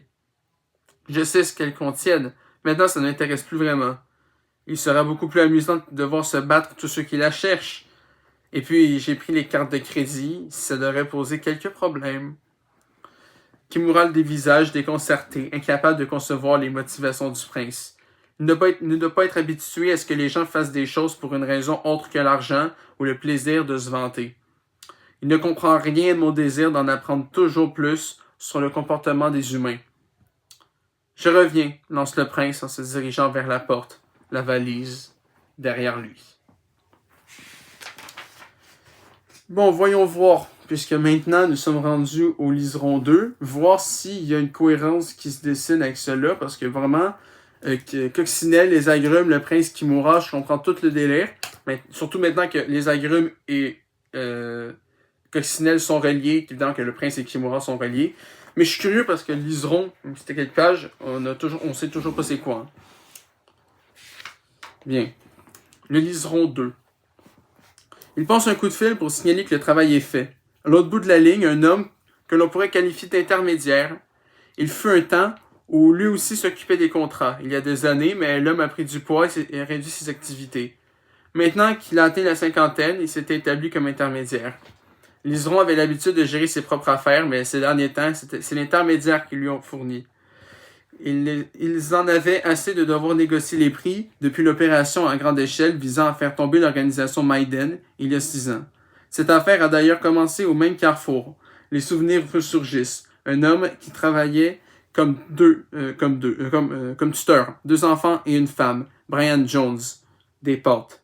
Les images apparaissent sans contexte et dans le désordre, virevoltant dans sa tête, puis se déposant comme de la poussière avant de s'effacer. C'est du bon boulot, lui dit l'intermédiaire. Tant que je vous ai, Liseron a l'impression de sombrer. J'ai une bonne et une mauvaise nouvelle, lui dit l'intermédiaire, et Liseron a un sourire acerbe. L'intermédiaire dit toujours ça. Aucune ne m'intéresse. Ne dites pas de bêtises. Bon, la nouvelle d'abord. Je viens de recevoir un appel urgent de quelqu'un de ma connaissance. Il a un boulot qui pourrait être un peu pénible, mais qui surtout doit être fait immédiatement. Ça n'a pas l'air simple, répond Liseron d'une voix neutre, en faisant un effort pour rester poli. Maintenant la bonne nouvelle, le boulot aura lieu dans le voisinage actuel. Liseron s'arrête et regarde autour de lui, une large avenue et un magasin à proximité, pas grand-chose d'autre. Ça ressemble plutôt à 2 mauvaises nouvelles. Le client, en fait, c'est quelqu'un avec qui j'ai bossé par le passé. Quelqu'un qui m'a déjà dépanné. Je ne suis pas en mesure de refuser. Ça n'a rien à voir avec moi. Non, que Liseron n'aime pas travailler, mais il préfère éviter de remplir 2 contrats dans la même journée. Ce type qui me sollicite, je le considère un peu comme mon grand frère. À l'époque, il m'a montré les ficelles du métier, Et lui, c'est un vrai de vrai, un vieux de la vieille, reprend l'intermédiaire, avec un peu d'excitation. S'il était un jeu vidéo, il serait Idlide ou Xanadu, un des plus grands. Je connais aucun des deux. Vous allez devoir utiliser une analogie que je peux piger. Ok, s'il était un groupe du rock, il serait les Rolling Stones. Je les connais, les auront avec un léger sourire. Ou non, plutôt comme les Who, qui se sont séparés, mais qui se remettent ensemble de temps en autre. Soit, peu importe. Quoi, vous n'appréciez pas les classiques? Tout ce qui existe depuis longtemps mérite respect. Le simple fait de survivre est un gage de supériorité. Bon, c'est quoi ce boulot? Il décide d'écouter au mieux la proposition. L'intermédiaire paraît heureux de sa bonne volonté, qu'il considère de toute évidence comme une marque de consentement. Lorsque le descriptif du job est terminé, Liseron en rirait presque aux éclats. Non seulement les conseils sont extrêmement vagues, mais ce n'est pas du tout le genre de travail qui lui correspond. Pourquoi? Qu'est-ce qui vous fait penser que ce contrat n'est pas pour vous? J'agis uniquement dans des endroits où passent des voitures ou des trains. Les véhicules ne passent pas encore à travers les bâtiments. Les espaces clos, ce n'est pas mon domaine. Demandez à quelqu'un d'autre. Je comprends, mais on n'a pas le temps. Et c'est tout près de vous. Si je solliciterais un autre type, je ne pourrais pas arriver à l'heure. En fait, je me suis déjà mis en route moi aussi. J'ai mis en place des contrats pour d'autres personnes pendant des années et ça faisait une éternité que je n'avais pas bossé. Mais là, je n'ai pas le choix. Je suis obligé. Ça devrait vous faire du bien. D'ailleurs, comme vous venez de l'expliquer, vous n'êtes pas en position de refuser. Merde. Je suis un peu nerveux, confie l'intermédiaire avec un léger tremblement dans la voix, comme un jeune diplômé qui avouerait sa peur de se lancer dans le monde de l'entreprise. Il y a longtemps que je n'ai pas travaillé de mes mains. C'est pourquoi je vous enjoins de m'accompagner. Même si je venais en renfort, qu'est-ce que je pourrais faire? On m'appelle le pousseur. Or, ce contrat que vous me proposez n'implique pas de pousser. C'est comme si vous demandiez à un lanceur de poids de courir le marathon. Tout ce que je vous demande, c'est de m'accompagner. J'y suis presque. Je prierai pour vous. Vraiment? Merci, Liseron. Je vous vaudrai ça. Liseron se demande comment l'homme a pu prendre ça pour un consentement. Je trouve que ça fait quand même un peu plus de sens en lien avec ce qui se passe que le premier Liseron, mais je suis toujours vraiment pas sûr de qu'est-ce qui branle le Liseron dans l'histoire. Peut-être quand on va être rendu au Liseron 3, on va enfin comprendre. Le Liseron 3, c'est pour dans un petit temps quand même. C'est pour dans lundi, c'est pour dans une semaine en fait. Bon, revenons à ce qu'on connaît bien. Les agrumes 7. Mandarine sort des toilettes et s'approche du lavabo sans se presser. Il a immédiatement reconnu l'homme qui était entré dans la voiture 3 comme dans étant un type du milieu, un peu plus jeune que lui, et Citron avec des lunettes à monture noire qui lui donnent un air d'intello. Un mec un peu naïf sur les bords qui faisait de son mieux pour paraître naturel malgré sa nervosité palpable. Lorsqu'il est passé près de leur siège, il a dû faire un sérieux effort sur lui-même pour ne pas les regarder et Mandarine a dû se retenir de rire. Le moment n'aurait pas pu être mieux choisi. Voici notre offrande sacrificielle, apparue au moment opportun. S'il voulait faire porter le chapeau de leur échec à un autre, comme le suggérait Citron, il ne pouvait pas rêver victime plus idéale que cet individu. Son arrivée a été un rayon de lumière dans une ruelle sans issue. Mandarine a laissé Citron se dépatouiller avec cet homme, car lui devait aller aux toilettes et ne voulait pas avoir à se retenir quand les choses deviendraient plus sérieuses. Et puis son associé n'aurait certainement aucun mal à gérer ce type tout seul. Cet homme aux lunettes noires travaille pour Maria. Pendant qu'il pissait, il s'est rappelé ce qu'il savait de lui. Même domaine que le leur, à savoir pas particulièrement pointilleux sur les contrats, un touche-à-tout. Ils n'ont jamais collaboré avec lui, mais d'après les rumeurs qui courent sur son compte, il est bon, quoique relativement nouveau dans le métier. Même s'il n'est pas mauvais, je doute qu'il soit à la hauteur de Citron. Songe Mandarine en se lavant soigneusement les mains. Je suis sûr qu'à présent, il a pris sa raclée et se tient encore haut. Il se frotte les doigts un par un, puis coupe l'eau et les agite devant le sèche-main. Dans sa poche arrière, le mince téléphone portable se met à sonner. C'est Momo. une grosse femme qui gère une petite librairie pour adultes à Tokyo. Elle propose toute la gamme, une sélection exhaustive du plus agressif au subjectif au hardcore, des magazines pour les gringards qui préfèrent encore le porno imprimé et ses clients réguliers qui sont assez nombreux pour lui permettre de rester en activité, même si les ventes ne sont jamais phénoménales. Mais surtout, sa boutique sert aussi de plaque tournante pour l'échange d'informations sur le milieu. La faune extra-légale vient de la voir pour obtenir des tuyaux et lui en fournir. Au fil des années, Momo est ainsi devenu un nœud central du réseau d'information criminelle. Selon les types de contrats sur lesquels il s'engage, il arrive que Mandarine et Citron lui rendent visite pour acheter de l'info et parfois pour lui en vendre. Mandarine chérie, tu as des ennuis, on dirait. À cause du vacarme des rails, il est difficile d'entendre Momo et Mandarine s'approche de la fenêtre en parlant d'une voix forte, feignant l'ignorance. Qu'est-ce que tu veux? Je me suis laissé dire que Minegichi cherchait à réunir des hommes à Sendai. À Sendai? Pourquoi Minegichi voudrait réunir des gens à Sendai? C'est une de ces rencontres dans la vraie vie d'amis virtuels dont on entend toujours parler sur les réseaux sociaux. Citron a bien raison, soupire Momo. Tes blagues sont vraiment nulles. Il n'y a rien de moins marrant qu'un homme sérieux qui essaie d'être drôle. Mince, désolé. Seuls les gens qui jouent dans l'équipe de Minegichi sont invités. Il prend, paraît-il, n'importe qui de fiable et susceptible de se pointer rapidement à Sendai. Un certain nombre d'entre eux m'ont contacté à ce sujet. Réunir un groupe là-bas, dans la demi-heure, ça ressemble à un contrat pas ordinaire. Et tu m'appelles pour savoir si on veut en être? Pas exactement, non. Vous semblez avoir été repéré avec le fils de Minegichi. J'ai pensé que vous cherchiez peut-être les embrouilles. Les embrouilles? Par exemple, vous n'aurez pas kidnappé son fils contre une rançon? Pas du tout. Nous sommes conscients du danger qu'il y a à croiser la route de Minegichi, répond Mandarine en grimaçant. Il le sait trop bien. C'est précisément la raison pour laquelle leur situation craint à ce point. En fait, poursuit-il, c'est l'inverse. Minegichi nous a recrutés pour sauver son fils d'une bande de kidnappeurs, une à bord de Shinkansen, qui la ramène chez lui. Alors Minegichi serait-il en train de rassembler des gens à l'heure où nous parlons? Sans doute pour nous organiser une petite fête de bienvenue. Je l'espère.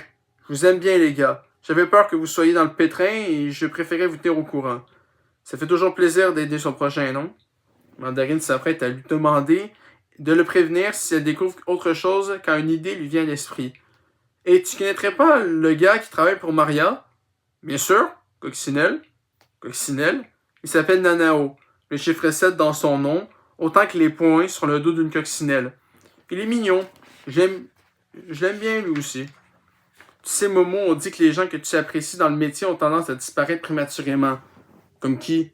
La cigale. Ah, c'est vraiment dommage pour lui, gémit-elle sincère. Ce coccinelle, il est comment? Je ne peux pas t'informer gratuitement, chérie. Mais où passer la femme qui prétendait aider son prochain? Repasse-la moi immédiatement. Le rire de Momo se mêle au cliquetis de la porte. Voyons voir, Nanao est courtois et poli, un peu timide sur les bords, mais prenez garde de ne pas le sous-estimer, c'est un dur à cuire. Un dur à cuire, hein? Il ne lui a pas donné cette impression. En vérité, le mec semblait plus taillé pour le travail de bureau. Dur à cuire, ou peut-être plutôt vif. C'est ce que les gens racontent en tout cas. Du style, j'étais sur le point de le frapper, mais il m'a eu en premier. Il est rapide comme l'éclair. Tu sais pourquoi? Tu sais comment c'est? Plus un individu est calme, plus il devient dangereux quand il s'y met. Pire que les gens qui paraissent brutaux. Il est comme ça, Nanao, tout en douceur, mais quand il s'énerve, méfiance. Ok, soit. Mais il n'est quand même pas de taille face à Citron. Ne le sous-estimez pas. C'est tout ce que je dis. Ceux qui l'ont fait ont fini par le regretter, et ils sont peut-être assez nombreux pour organiser une rencontre dans la vraie vie. Haha, très drôle. Tu as déjà mis une coccinelle sur ton doigt, non? Je parle de l'insecte. Tu sais que si tu lèves l'index, elle grimpe jusqu'à la pointe de l'ongle. Mandarine ne sait plus trop ce qu'il éprouverait pour les insectes dans sa jeunesse. Il se souvient à la fois d'en avoir tué en masse et d'avoir pleuré sur des bestioles mortes et de leur avoir offert des funérailles miniatures. Et quand la jolie petite coccinelle arrive au bout de ton ongle, il se passe quoi? Il se rappelle la sensation de l'insecte remontant le long de son doigt, de jeune garçon, un mélange d'horreur extraterrestre et de plaisir chatouilleux. Arrivé sur la pointe du doigt, l'insecte fait une pause, comme pour reprendre son souffle, puis déploie ses ailes pour s'envoler. Elle s'envole? Exactement. Pareil pour Nanao, il s'envole. Mandarine n'est pas sûr de comprendre. les humains ne volent pas. Bien sûr que non. Oh, Mandarine, détends-toi. C'est une métaphore. Je veux juste dire que quand il est acculé, il s'envole. Genre, il décolle. Il devient fou ou un truc comme ça. C'est plutôt comme s'il passait en mode turbo.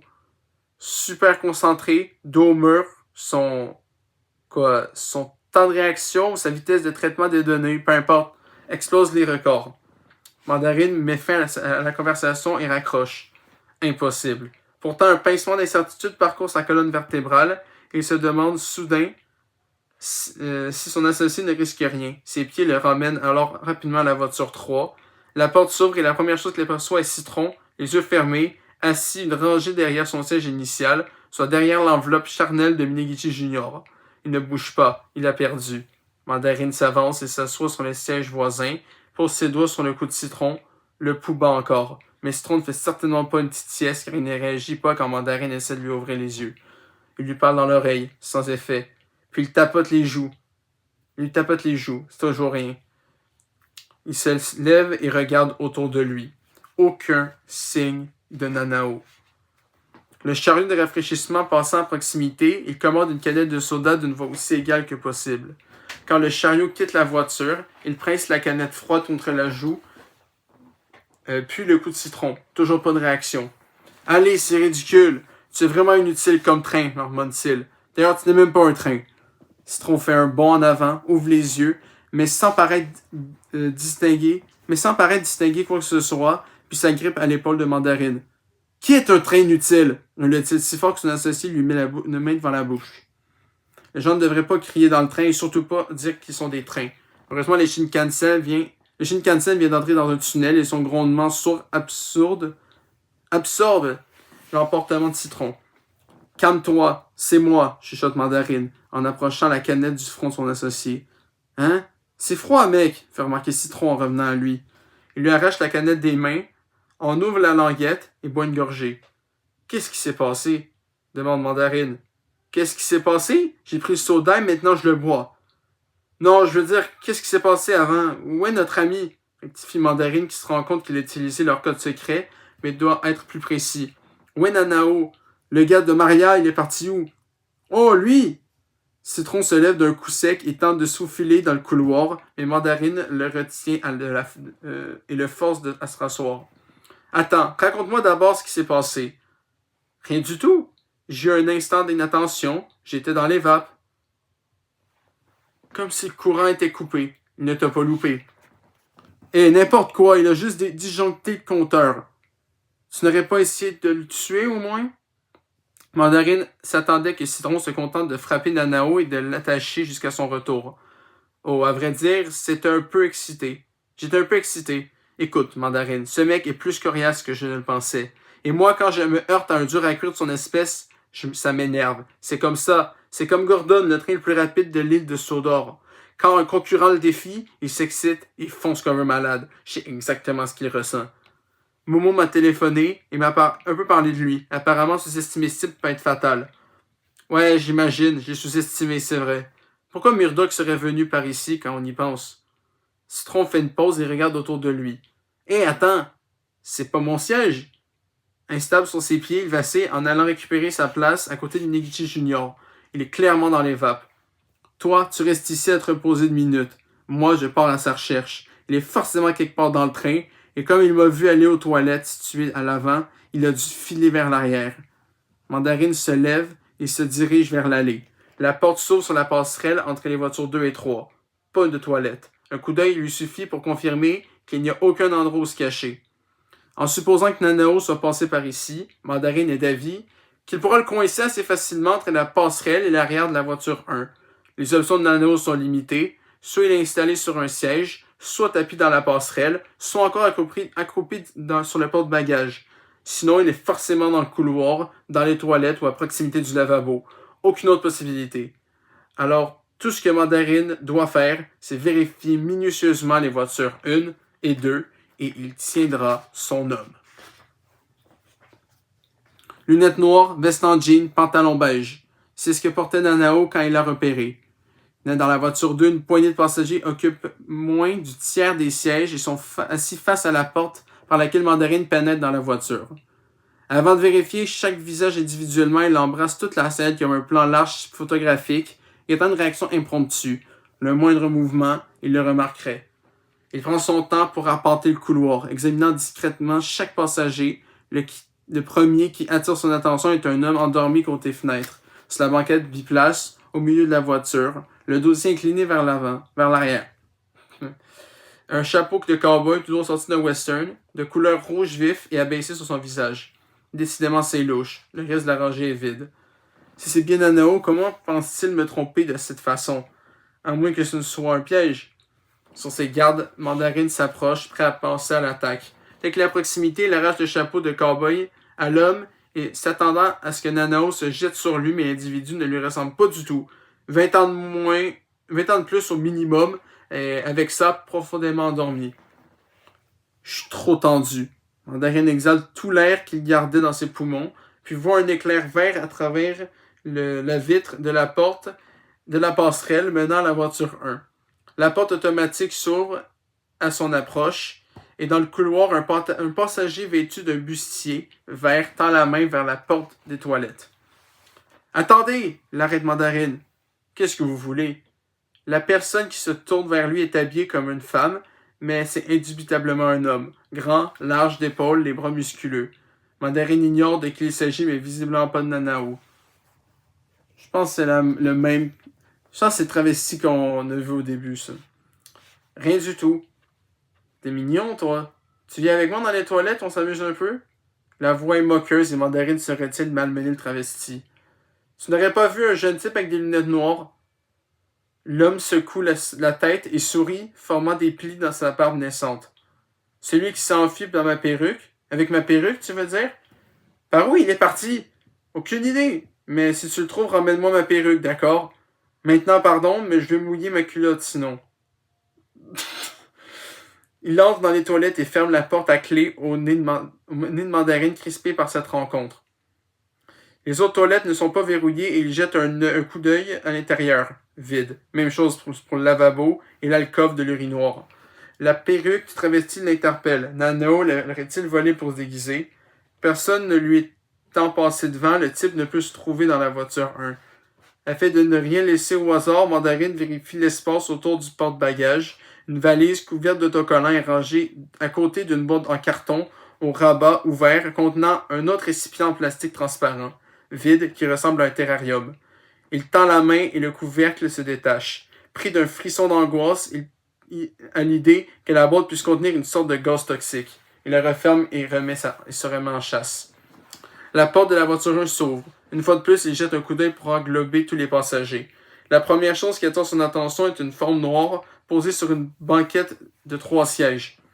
Pendant un court instant, confus, il lui semble que c'est une gigantesque chevelure, mais comprend vite qu'il s'agit seulement d'un petit parapluie ouvert. Quelqu'un est endormi 2 rangées devant, mais ce n'est pas Nanao. Alors à quoi sert ce truc? Un leurre? Un appât destiné à distraire son attention, peut-être? Mais de quoi? De qui? Il jette un regard méfiant vers le haut, puis vers le bas. Une ficelle s'est tendue dans le couloir. Il l'enjambe avec précaution et se penche pour l'examiner. Il s'agit d'une corde d'emballage en vinyle, légèrement effilochée, attachée aux accoudoirs de chaque côté de l'allée et enfilée sous les sièges près du sol pour former un câble d'alarme improvisé. Je comprends, il voulait attirer mon attention sur le parapluie pour me piéger avec ce truc. Mandarine sourit face à la simplicité du stratagème, mais se rappelle aussitôt de ne pas baisser la garde. Nanao pense à toute vitesse quand il est acculé, et c'est ce que Momo lui a confié. Il met peut-être en œuvre toutes les idées qui lui passent par la tête. Il n'y a pas longtemps qu'il a assommé Citron, et pourtant, pendant ce court laps de temps, il est déjà parvenu à monter ce piège et à utiliser le parapluie comme leurre, espérant le déstabiliser. Si ça avait marché, qu'est-ce qu'il aurait fait? 2 solutions. Attaquer son poursuivant quand il se serait retrouvé à terre ou tenter de s'échapper. Dans tous les cas, Nanao doit être tout prêt. Mandarine jette un rapide coup d'œil autour de lui et remarque la présence de 2 adolescents habillés comme pour une soirée, d'un type chauve qui n'a pas levé les yeux de son ordinateur portable et d'un jeune couple composé d'un homme d'âge moyen accompagné d'une jeune femme. Visiblement en plein rendez-vous galant. Les filles semblent avoir remarqué Mandarine sans paraître particulièrement inquiètes. Aucun signe de Nanao nulle part. Soudain, près de la fenêtre, sur la banquette, à 2 places au fond de la voiture, une autre personne se penche brusquement en avant et baisse la tête. Alarmée, Mandarine avance à grands pas dans sa direction. La perruque. Elle est posée sur la tête de l'individu assis sur la banquette et brille d'un éclat peu naturel, comme tous les cheveux artificiels. Il est évident qu'ayant senti le regard de Mandarine, l'individu a tenté de se soustraire le plus rapidement possible à sa vue, ce qui n'a fait qu'attirer davantage son attention. C'est lui? Mandarine jette un coup d'œil au reste de la voiture, puis les passagers lui tournent le dos et sont assis à bonne distance derrière lui. Il s'approche prêt à l'attaque. À ce moment-là, la tête perruquée se relève brusquement et Mandarine recule d'un pas par réflexe. L'homme lève docilement les mains en l'air et balbutie. « Ne me faites pas de mal! » tout en ajustant la perruque qui glisse sur son crâne. Ce n'est pas Nanao. D'ailleurs, il lui ressemble pas du tout. Visage rond, barbu, sourire béat. Je suis désolé, je me suis contenté de suivre les instructions qu'on m'a données. Ça aussi, ça me fait penser à quelque chose en rapport avec Channing Tatum, si vous vous souvenez, dans le film. Le petit homme paraît nerveux et tripote d'une main le clavier de son téléphone portable. Qui t'a demandé de faire ça? Mandarine regarde par-dessus son épaule, puis attrape le barbu par le col pour lui parler à voix basse. Où est le gars qui t'a ordonné de jouer ton petit numéro? Un jeune garçon avec des lunettes noires, c'est ça? Demande-t-il en tirant sur la chemise à rayures bon marché du type pour le soulever légèrement du sol. Je sais pas! Mandarine lui siffle de se taire. Quoi qu'il en soit, cet homme n'a pas l'air de mentir. Il a essayé de me voler la perruque et je lui ai crié de me le rendre. Alors il m'a donné 10 000 yens, explique l'homme, en faisant un effort visible pour contrôler le volume de sa voix.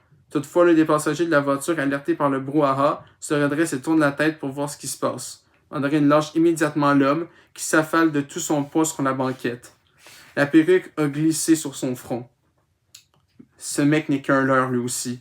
Mandarine décide de retourner à la voiture 2. À mi-chemin dans le couloir de la voiture 1, il s'arrête à côté de l'homme, d'âge mûr avec sa petite fiancée, lui tapote l'épaule, le faisant presque sursauter. « Vous avez vu qui a posé ce parapluie ici? » demande-t-il en lui montrant le parapluie noir, disposé sur le siège comme une œuvre d'art contemporaine. Ce type paraît terrifié, mais ce jeune ami reste calme. Un homme avec des lunettes noires l'a déposé là, et il y a 1 minute. Pour quelle raison? Qu'une idée? Il voulait peut-être l'aérer. Par où est-il parti? Je crois qu'il est reparti par là, dit-elle en désignant l'avant du train en direction de la voiture 2. Comment diable a-t-il pu passer devant moi? Mandarine n'a vu personne qui ressemblait à Nanao entre les voitures 3 et 1. Il se retourne pour observer la porte de la passerelle et par la fenêtre aperçoit le travesti qui sort des toilettes et rentre dans la voiture 1 d'un pas chalupé. J'y crois pas. Encore staré. L'homme s'approche de lui et pose une main sur son bras. Alors, chérie, tu m'attendais? J'espère que tu t'es lavé les mains, rétorque Mandarine en reculant. Oh, je crois que j'ai complètement oublié, répond le travesti sur un ton serein. Ah, on est dans un beau bourbier. Hein. Bref. Dernier chapitre du jour, Coccinelle 7. Donc en gros, pas mal la suite de cette histoire-là. Alors que Nanao sort de la voiture 3 et s'engage sur la passerelle, son esprit joue toujours la même litanie. Et maintenant, je fais quoi? Il se dit que Citron restera inconscient un petit moment, mais que Mandarine peut revenir des toilettes d'une seconde à l'autre. Et il faudra pas longtemps pour comprendre ce qui s'est passé. Alors il se lancera à sa poursuite. Dans un monde parfait, il commencerait par regarder dans l'autre direction, vers la voiture 4, mais il devinera forcément que Nanao est allé vers l'arrière du train. Il n'y a pas de toilette ni de lavabo sur la passerelle entre les voitures 3 et 2. Nanao s'approche de la poubelle et appuie sur le bouton pour faire apparaître la poignée, puis rouvre le panneau. Il y a assez d'espace pour cacher une valise, mais de toute évidence, pas un homme. Impossible de me planquer là. Alors où? Je fais quoi? Nanao sent son champ de vision se rétrécir. Son pouls s'accélérer sous l'effet de l'anxiété. Sa respiration devient irrégulière et sa poitrine commence à se contracter. Il secoue la tête, son esprit est une cacophonie de chuchotements répétant à l'envi. Tu fais quoi? Les eaux montent, puis débordent, emportant ses angoisses dans le courant. Un tourbillon se forme qui fait tournoyer mots et émotions comme dans le cercle d'essorage d'une machine à laver. Nanao s'abandonne à l'inondation. Le torrent se déchaîne dans sa tête. Purifie ses pensées. Tout cela se passe en quelques secondes. le temps de cligner des yeux. Juste après, Nanao se sent régénéré. Dans son cerveau, checkez-moi ça. Dans son cerveau, l'embrouillamini a disparu. L'embrouillamini. Alors là, si vous connaissez ce mot-là, franchement, chapeau. Hein. Son champ de vision s'est élargi. Sans réfléchir et sans hésitation, il se prépare à agir. La porte de la voiture 2 s'ouvre dans un grand soupir. Nanao aperçoit les sièges et les visages des passagers qui lui font face. Il pénètre dans le wagon. Sur la droite, sur un siège biplace incliné au maximum vers l'arrière, un homme d'âge moyen, cheveux poivre et sel, profondément endormi, ronfle légèrement la bouche ouverte. Un chapeau de cow-boy à large bord, d'un rouge pompier qui attire le regard, est posé près de lui sur le siège. C'est forcément le sien, et peu importe qu'il lui aille à ravir ou pas. Nanao le saisit en passant et le pose sur la tête de l'homme en prenant toutes les précautions pour ne pas le réveiller, mais celui-ci dort si profondément qu'il ne bouge pas d'un cil.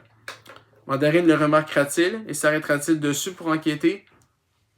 Nanao l'ignore.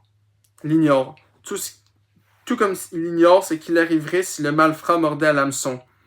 Mais même si le leurre ne fonctionne pas, il doit mettre en place autant de distractions que possible afin que Mandarine les remarque et essaie de comprendre ce qui se passe. Cela le ralentira dans sa course. Jouer la montre est sa seule chance de s'en sortir vivant.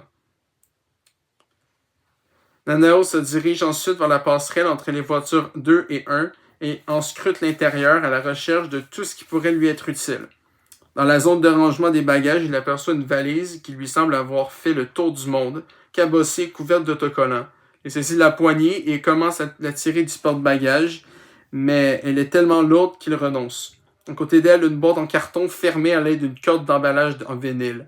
Nanao la défait, regarde à l'intérieur et aperçoit une deuxième boîte en plastique transparent contenant une autre longueur de corde noire. Pourquoi se donner la peine d'emballer ça dans une boîte en plastique? S'agit-il d'un terrarium?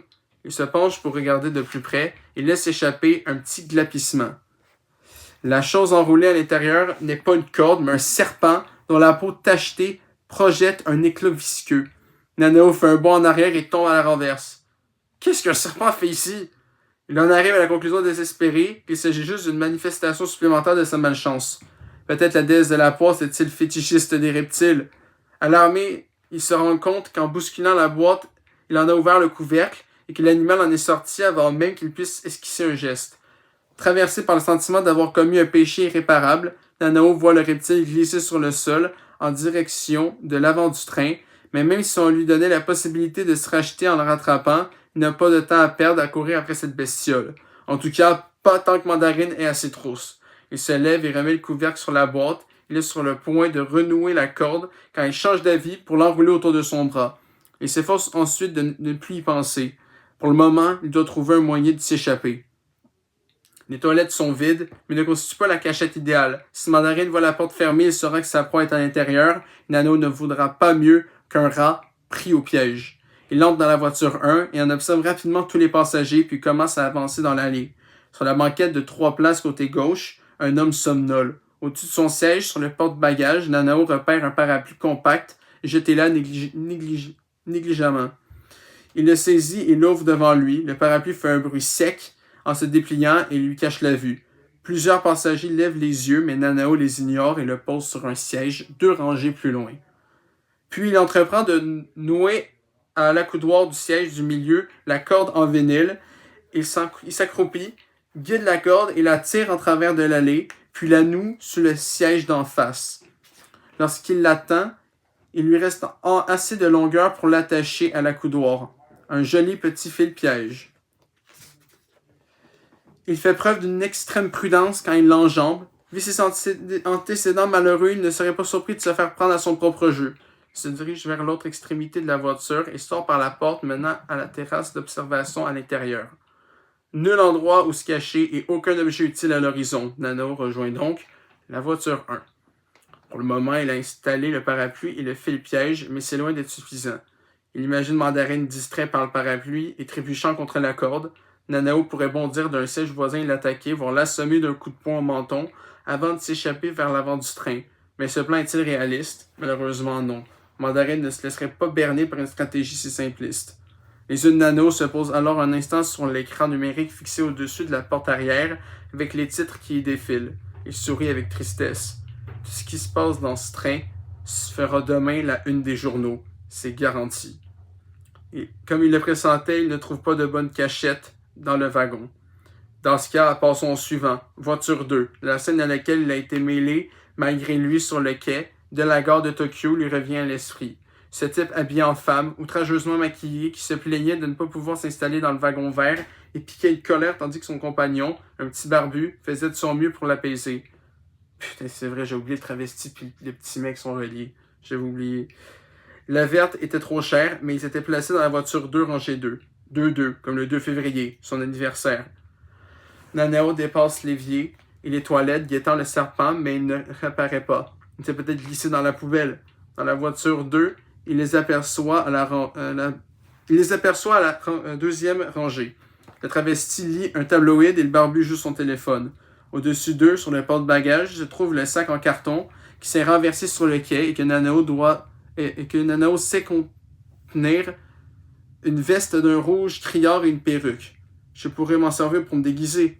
Derrière le couple, les sièges sont vides, alors s'il glisse, tend le bras et saisit le sac avec précaution sans se faire remarquer. Il recule tristement vers la passerelle et s'approche de la fenêtre pour fouiller dedans. Veste, perruque et robe. La veste rouge est trop voyante. Il tente de vérifier si la perruque fera l'affaire. « Retire tes sales pattes de mes fringues, espèce de pétasse! » Cette voix fait sauter Nanao. Il se retourne et aperçoit le travesti et le barbu qui avançaient vers lui, la mine patibulaire. Ils ont dû remarquer son manège et le suivre jusqu'à la passerelle. Nanao n'a pas une minute à perdre. Il attrape brusquement le barbu par le poignet et lui fait une clé de bras. « Aïe, aïe, aïe, aïe! J'ai mis l'homme! Parlez moins fort, s'il vous plaît! » siffle Nanao dans son oreille. Il faut voir s'écrouler secondes et minutes devant ses yeux. Il entend presque Mandarine se rapprocher de lui à grands pas. « Hé, sérieusement, qu'est-ce que tu fais? » demande un costaud habillé en femme.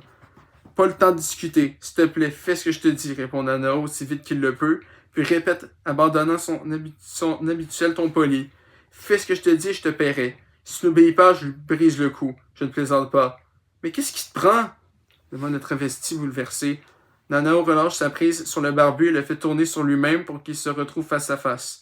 Puis il pose la perruque sur la tête. « Va t'installer en arrière de la voiture 1. Garde ce truc sur la tête. Quelqu'un va bientôt arriver. Quand il sera près de toi, tu appelles ta copine. » Nanao se rend compte qu'il a appelé le travesti « ta copine », mais le couple semble tout à fait à l'aise avec ça. Et ensuite, ses pensées tourbillonnent, formulant des plans esquissants, des ébauches, les effaçant, tentant autre chose. Pourquoi je dois l'appeler? Tu laisseras sonner plusieurs fois avant de raccrocher. Je laisse sonner et je raccroche? Tu n'as pas besoin de parler, c'est juste pour nous prévenir. Dépêche-toi, il n'y a pas une seconde à perdre. Vas-y. Donc je suis seulement censé faire ce que tu m'ordonnes. Pour qui tu te prends? Au lieu de discuter, Nanao sort son portefeuille et en retire un billet de 2000 yens qu'il fourre dans la poche de chemise du barbu. C'est ta récompense. Les yeux de l'homme s'illuminent et Nanao en est soulagé. Les hommes qui aiment l'argent se montrent plutôt dociles en règle générale. Si tu fais du bon boulot, je te donne 20 000 de plus. Alors qu'il était menaçant un instant plus tôt, l'homme, soudain enthousiaste, lui demande « Combien de temps je dois rester là-bas? Qui doit venir exactement? »« Un homme, grand, pas mal. » explique Nanao en le poussant légèrement pour le faire bouger. « Ok, compris, chef. » Le barbu ridicule avec sa perruque commence à se diriger vers la voiture 1, mais s'arrête à mi-chemin et se retourne. « Hey, c'est pas dangereux ton truc au moins? »« Pas du tout, » répond Nanao sur un ton déterminé. « Tout à fait faux, se réprimande-t-il avec une pointe de culpabilité. L'homme ne semble plus aussi sûr de lui et monte dans la voiture 1, tandis que dans le même état d'esprit, Nanao se retourne vers le travesti. « Toi, suis-moi. » Heureusement, elle ne montre aucun signe de résistance et semble même excitée. Elle suit Nanao le long de la passerelle jusqu'à la porte des toilettes. « C'est plutôt mignon, mon cœur. Je ferai tout ce que tu demandes. » La lueur qui brille dans ses yeux lui fait un peu tiquer Nanao, mais il ne perd pas de temps à s'en inquiéter. Le mec qui va venir est encore plus mignon. Écoute-moi bien. Il va arriver de ce côté, d'une seconde à l'autre. Tu restes ici jusqu'à ce qu'il soit là. Oh, un mannequin mâle est en route? Quand il apparaît, tu entres dans les toilettes. Assure-toi que le beau gosse te voit bien entrer. Pourquoi? Contente-toi de faire ce que je te demande. Et après, je te le dirai dans les toilettes. Comment ça, dans les toilettes? Nanao a déjà ouvert la porte et a posé un pied à l'intérieur. J'attends là-dedans. Tu entres dès que tu auras croisé l'homme, et surtout, tu ne lui dévoiles pas ma présence. » Le travesti n'a pas l'air de saisir la situation, mais il serait trop risqué de passer plus de temps à la lui expliquer. « Fais juste ce que je te demande. Et si pour une raison ou pour une autre, le type ne se montre pas dans les 10 minutes qui viennent, rejoins-moi quand même à l'intérieur. » Nanao rentre et tire la porte derrière lui. Il se poste à côté du siège et se presse contre le mur. Qui sait si son plan fonctionnera? Pour cette raison, mieux vaut s'assurer d'avoir un bon angle de frappe si nécessaire.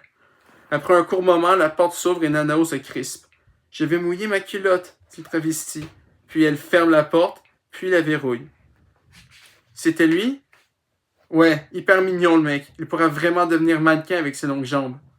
Mandarine, même si Nanao s'attendait à ce qu'il le prenne en chasse, son estomac se retourne à cette idée. On dirait qu'il n'y a plus que toi et moi maintenant, et un espace tellement restreint, dit le travesti en roulant des hanches. Recule et ferme-la, ordonne Nanao sur un ton sec, essayant de se montrer aussi menaçant que possible. L'intimidation n'est pas son truc, et il ne saurait dire si elle plaisante ou lui fait réellement des avances. Dans tous les cas, il doit la faire taire, car dehors, les gens pourraient les entendre. Il s'efforce d'imaginer les actions et les déplacements de Mandarine. D'abord, contrôle de la passerelle, puis inspection de la voiture 1. Nanao espère qu'il ira jusqu'à la dernière rangée de la voiture, sinon le plan ne fonctionnera pas. Il est certain que Mandarine vérifiera les 2 toilettes, mais il parie que la vue du travesti le convaincra de progresser. D'après ce que lui en a dit Citron, Mandarine sait très bien à quoi ressemble Nanao. Il saura donc que ce n'est pas lui. De plus, il est peu probable qu'il comprenne avant un bon moment qu'il y avait 2 personnes enfermées dans les mêmes toilettes. Il devrait être arrivé dans la voiture 1. Nanao imagine la scène. Mandarine s'arrête pour examiner le parapluie, puis parvient devant le fil-piège. Est-ce qu'il va le remarquer? Ouais, c'est sûr. Il en conclura que c'est Nanao qui l'a installé, la preuve qu'il est passé par là. Il continuera donc à avancer dans la même direction. Il s'agit à présent de demander si le barbu suit les instructions. Il est censé se cacher au fond dans la dernière rangée et téléphoner quand Mandarine s'approchera. « Allez, barbu, ne me laisse pas tomber. » Au moment où Nanao prononce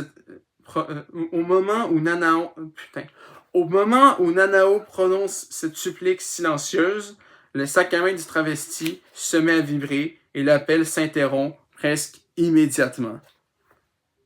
Parfait. Allons-y, dit Nanao sans prendre le temps de réfléchir, agissant d'instinct. Sors des toilettes et rends-toi à la voiture 1. Quoi? Sors des toilettes et dirige-toi vers la voiture 1. Et après, l'homme que tu viens de croiser cherchera probablement à te parler. Dis-lui juste que tu n'es pas au courant de rien. Raconte-lui que je t'ai menacé et que tu as fait ce que je t'ai demandé. Et toi, tu vas faire quoi? Il vaut mieux que tu l'ignores. De cette façon, s'il te pose la question, tu n'auras qu'à mentir. Nanao sait qu'il n'aura qu'une seconde. Il devra sortir des toilettes en même temps qu'elle et partir dans la direction opposée vers l'avant du train. Ainsi, dans le cas où Mandarine regarderait vers la passerelle, le corps du travesti devrait lui bloquer la vue et le couvrir plus ou moins. Du moins, c'est ce que j'espère. « Oh, attends, dit-il en sortant un téléphone portable de sa poche et en le lui posant dans la main, celui qu'il a récupéré sur le loup. Tu lui donneras ça. Hé, t'oublies pas mon pognon! T'oublies pas mon pognon? Nanao n'y pensait déjà plus, mais il prend dans son portefeuille 2 billets de 10 000 yens et les lui remet. Maintenant, on y va. Il déverrouille la porte. Elle tourne à gauche vers la voiture 1 et lui à droite. Il ne se retourne pas. J'ai menti, hein, c'est maintenant celle-ci la vidéo la plus longue. Et vu que les pages de demain, c'est 58, très honnêtement, je crois que ça va être la vidéo la plus longue, ça va être celle de demain. Mais après, c'est 48, 40 et 35, donc ça va être un peu plus court. Donc merci d'avoir écouté cette vidéo aussi longue que celle du 12 mai, hein, au final. Même un peu plus. Donc merci, et évidemment, comme vous le savez très bien, à demain pour les 5 prochains chapitres, donc de 262 à 319.